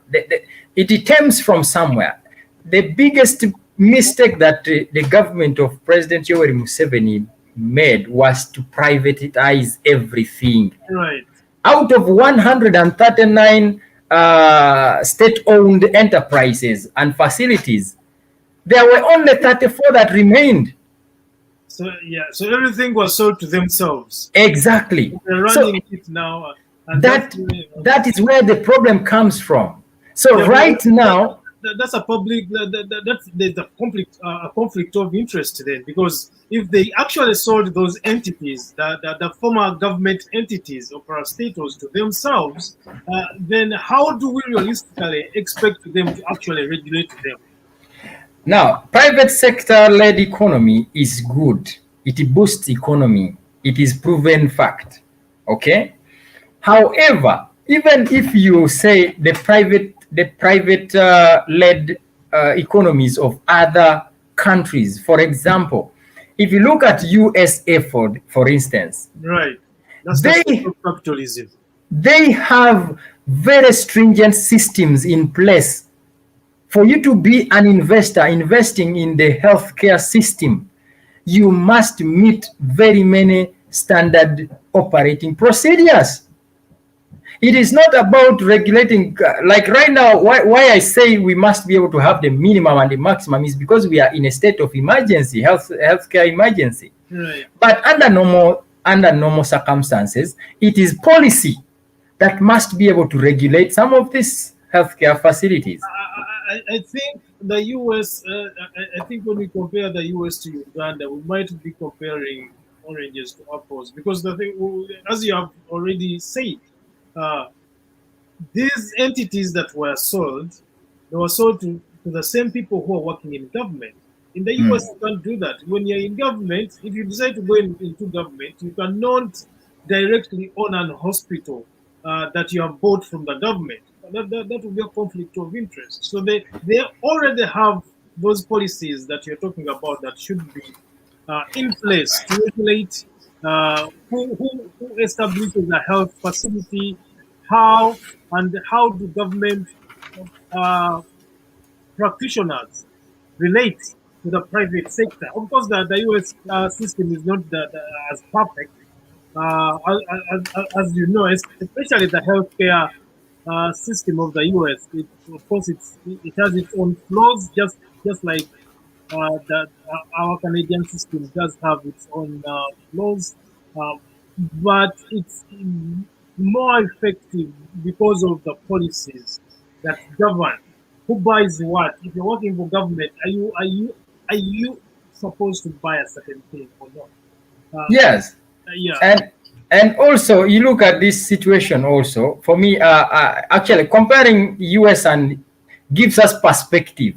It does not necessarily mean we are literally and directly, it would be unfair to compare Uganda and USA for that matter. But the example is for perspective reasons. Okay. Now, when you look at the demand and supply, as you noted earlier in your submission, you see, the government must be able to have the reasonable amount of supply or purchase in times of emergency. Key items and key consumables must be subsidized automatically, Right. so that a private healthcare service provider will not complain and say, look, I am charging you this because the cost of me having this equipment is very expensive, but you already have that equipment. So Right. what is changing now? Right. The cost of consumables like PPEs, personal protective equipment, the government by now should be actually serving. I remember very well at the beginning of the pandemic, the parliament passed a budget of some billions of shillings to procure nose masks. Now that is in line with the requirement of the PPE for the public. But what happened?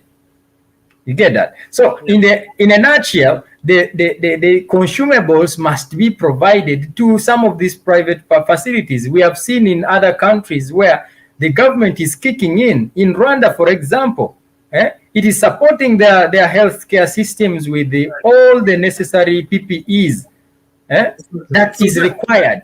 That's the flooding that I'm talking about. The government needs to actually come in and flood the market so that they can make the private entities irrelevant, not undesirable. They can make the private hospitals undesirable by the citizen of Uganda. Now, I wanted to wrap up my point by saying that look at the biggest threat that we still have in the country in terms of lack of oxygen supply. Right. Now, this is an evidence-based kind of, it's open evidence that the government is not doing its plan work. Right. You already knew that there was something coming, and they already know that you have less supply. As the commissioner of Ministry of Health, what did they do with regards to oxygen? How can a full commissioner of Ministry of Health speak in relation to having oxygen coming in the next month or in the next few weeks after seeing the surge like this? And yet there are suppliers of oxygen in the country that you can simply have a complete control and regulate how much some of these oxygen cylinders people are buying. There are private persons that are buying cylinders and stocking them and creating a shortage for the country. But where is the regulation in that regard? It goes back to the weakness in our planning framework and legal systems, institutions, the weakness in the people in power and the persons that are supposed to plan and make decisions for us as a country. Right. Well, I think we have really tried our best to exhaust this item. Of course, we can never exhaust it. But I want us to go to dive into a little bit of this phenomenon of COVIDEX. Apparently, Uganda has some sort of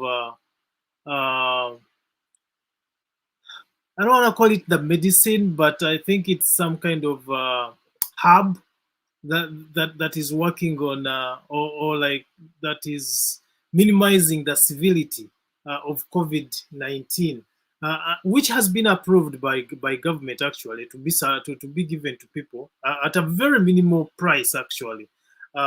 Hopefully, it doesn't get duplicated like the vaccines that were made before. But look at how this gentleman describes COVIDEX, and let me know if it gives some of us hope that our people are going to be healed of COVID-19.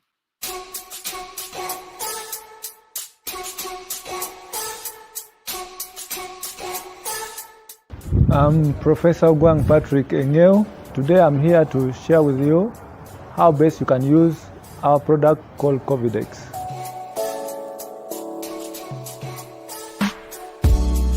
When you want to get COVIDEX, or if you need COVIDEX, you should look for it in a pharmacy or drug shop registered by national authority. Don't buy COVIDEX from hawkers who are moving around with it and overcharging people, but get only from a registered pharmacy or a drug shop or a clinic. Now when you get your COVIDEX, how do you use it? First, make sure that you check that your COVIDEX has a seal. Here is the seal. It's a plastic seal. If you find this seal is broken, don't use it. It means someone has already opened it and tampered with it. Secondly, check that it has the logo of Jena Herbals Limited. It's meaning that it's manufactured by Jena Herbals Uganda Limited. And above all, check that the expiry date is still good. It's not expired.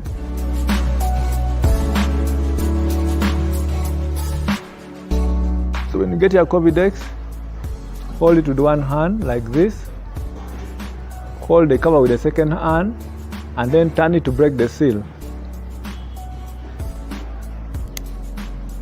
See, I have broken the seal. After breaking the seal, put the cover in a clean place and then make sure that you remove this seal. If you don't remove this seal, it can fall into your throat and harm you or even kill you. Remove this seal and drop it. And then you hold your COVIDEX with one hand, look up, and then drop the medicine into your throat. If you're an adult, 6 drops 3 times a day. A child between 5 and 12 years, 3 drops 3 times a day. For those below 5 years, I recommend 1 drop 3 times a day, but please consult with a medical doctor, a pharmacist, or a nurse to guide on how best you may use it. Now once you want to drop in the throat, look up as I've said, put your drops between your tongue and the roof of your mouth so that it can go into your throat.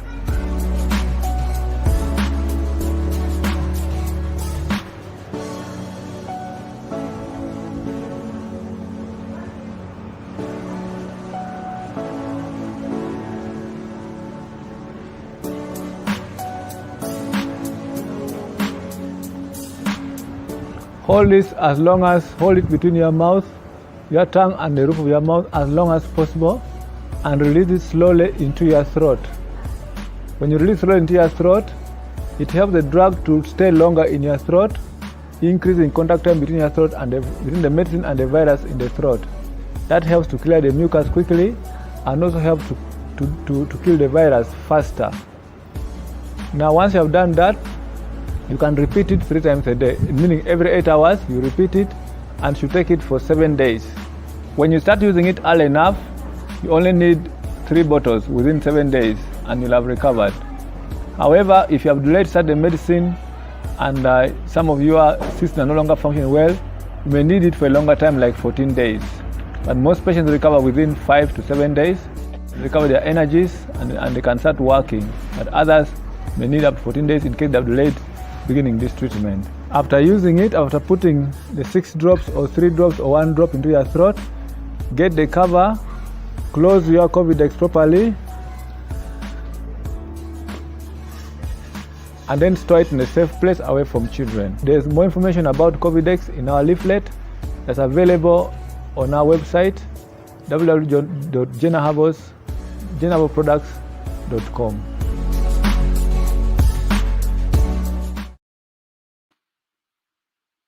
Right. So as you can see,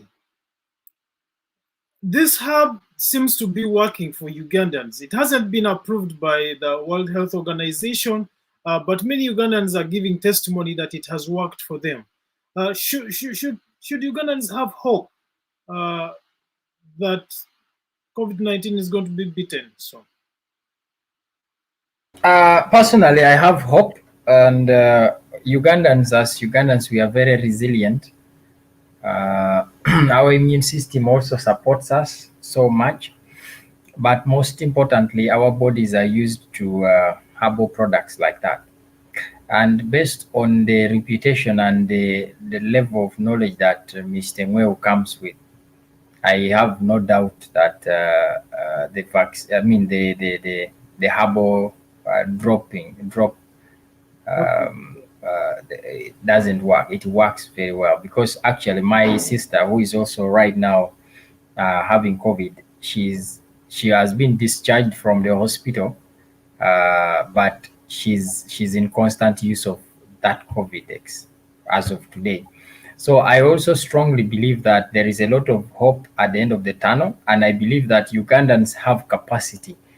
The Ugandan scientists and researchers and the virologists, they have the capacity to really come out with so much. The only thing that they need is support and making sure that their work is protected. Because most of these people I've noticed some of them come out with some of these very strong formulas, and the international world, of course, watches them from a distance, and then they just call them up, and then they are given deals, and then they sell out their formulas to businessmen.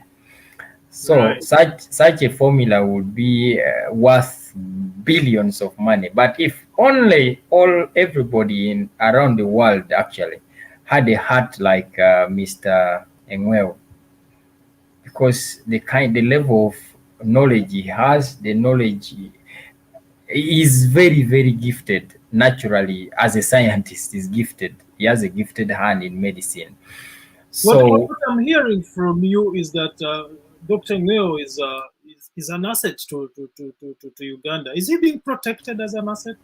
I believe he must be under protection. There is no way he cannot be protected, because there is a lot at stake. Because at the end of the day, whether you like it or not, the pandemic, there are people that benefit from the pandemic, not only in Uganda but around the world. Right. There are those who are praying that it does not even end. There are those that want the pandemic to continue because they have continuously made money.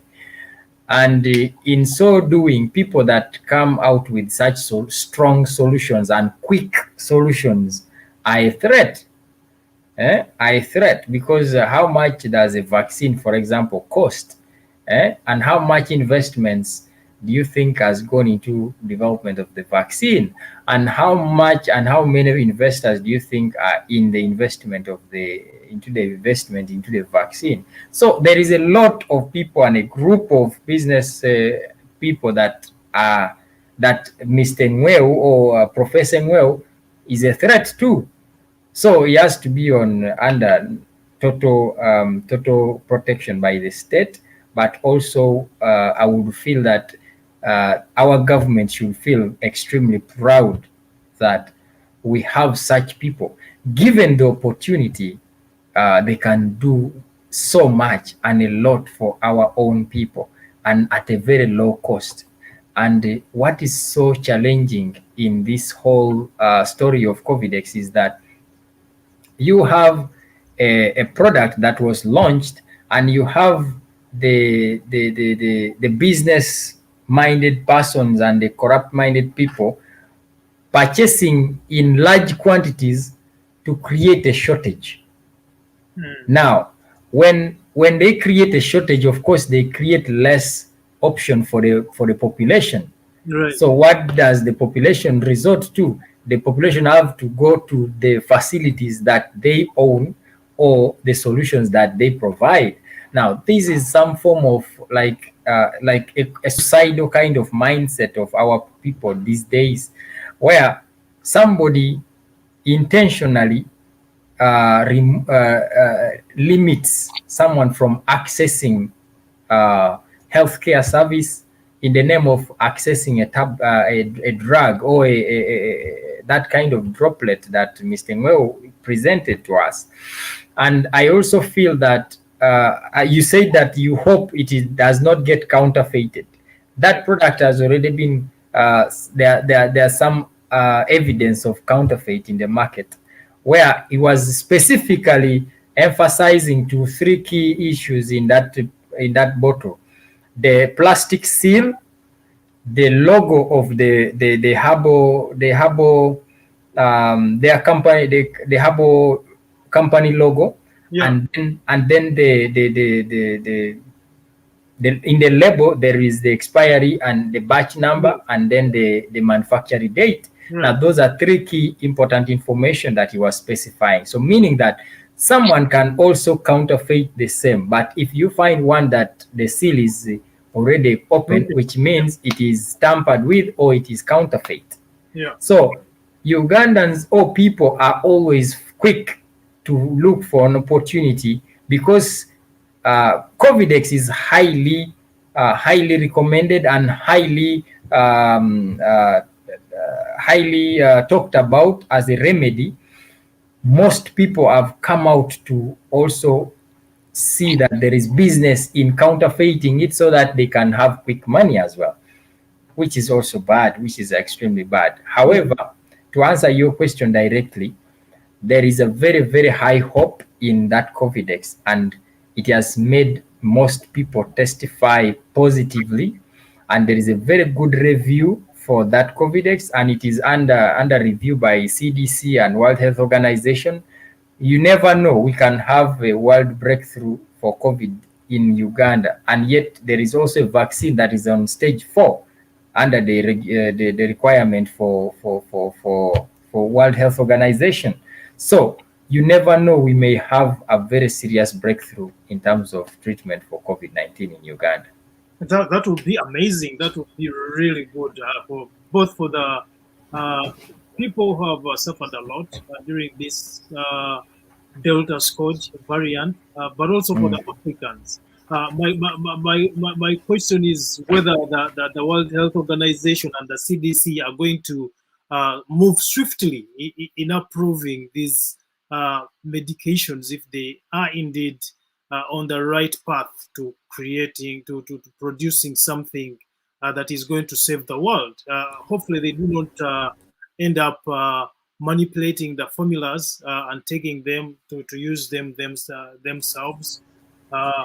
And also, hopefully, it does not end up in the courts of law, battling the naming of his remedy as COVIDEX. I think that is also a point to note, but under normal circumstances, everyone are both in their respective capacities is trying to look for solutions. And in so doing, regulations in terms of at the higher level of World Health Organization make sense, but only when they are providing solutions. You see, because now what matters is there a difference? Are people healing? Is there a change? Is it creating an impact in terms of changing the viral load in the system of the body? If the answer is yes. So, because I understand also Cuba also manufactured their own vaccine, which is about 92% effective, I believe, but which is not talked about a lot by either the World Health Organization or the CDC. What I see in the next coming month, before the end of the year, almost each country will now strive towards making a solution for themselves. And as you heard President Yoweri Museveni trying to lament and have the rhetoric back to the Western world, it has opened eyes because the people the governments must think of their own citizens first before they can even help the next neighbor that is also dying.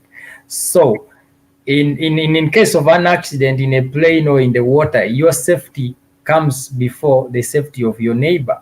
So before you think of helping, you must be safe to help.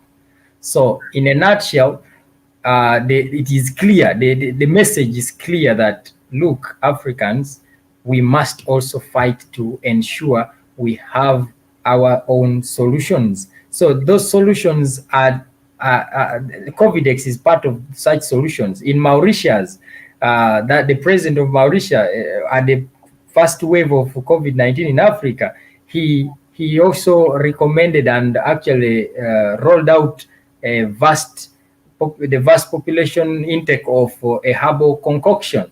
So basically, we have our own African remedies and African solutions within us. And that is the beauty of Africa, that we have the raw materials are within us. They are plant-based, they are organic, they are readily available. And the best that we need is to take up the opportunity to utilize them. If that is done, we can have solutions to almost, because some of the products that we have, the Western or the European world or the North American world cannot have them because of the quality of organic matter we have. We have a vast variety of solutions. We just need to take advantage of them and make them come up to the world stage without any oppression or intimidation or any form of underlooking, because that is what has crippled our capacities as African countries, where we undermine our own innovations and capacities to develop and to create. And yet we are very creative. Our forefathers were very creative. Our ancestors also had the best form of living until when civilization came, and then we were made to think that, okay, the solution is here, but yet the raw material comes from us and then it comes back to us as a product. So that is the kind of mentality we need to take out of our minds as Africans. Right. Amazing. Thank you so much for all these deliberations. Any final thoughts as we wrap up this conversation? I think as a wrap-up, I want to commend the entire team, medical practitioners that are really fighting the coronavirus surge in Uganda. They are doing the best they can. There are those medical personnel that are really fighting so hard, and they are also getting sick, and some of them are dying. But we all have a role to play in fighting COVID-19. And the best that I can always recommend is to look up to God, to make sure that we have faith and believe that we have a capacity to kick. If we kicked polio, if we are able to fight AIDS, if we are able to fight Ebola, if we are able to fight cholera and all other killer diseases, we can also kick COVID-19 out of Uganda. Right. We can also kick COVID-19 out of Uganda. I want to thank each and every one of you who has been following us. This has been the state of the nation, where, of course, we were discussing the different dynamics that have touched COVID-19 within the Ugandan context. Of course, we do have hope as far as COVIDEX is concerned. We also hope that government will be responsible enough to either create policies that are going to regulate who gets into the private sector, the healthy private sector, or they are going to flood the market with the services and products that we must use to ensure that the private hospitals are deemed irrelevant by the common person who always uses these hospitals. And we hope that the money that was donated to Uganda, either by international agencies or allocated through budgeting, through the parliamentary budgeting, that is indeed going to be used for the right things, so that there is accountability as we continue to fight this war of COVID-19. It is a pleasure to serve you. It is a pleasure to speak to you. It is a privilege to have a discussion of this nature with my colleagues, Mr. George Wilobo and Mr. Mitala Muzukuru wa Muswangali. We shall continue to engage in these conversations to ensure that we learn from each other, challenge each other, but also hopefully educate some of the people that are following us on a regular basis. We are very delighted to have you. Thank you so much and have a great Sunday. This is the state of the nation. Rifa Mwanga. We are deliberate, we are reasonable, we are uncensored. The state of the nation with Henry SSALI.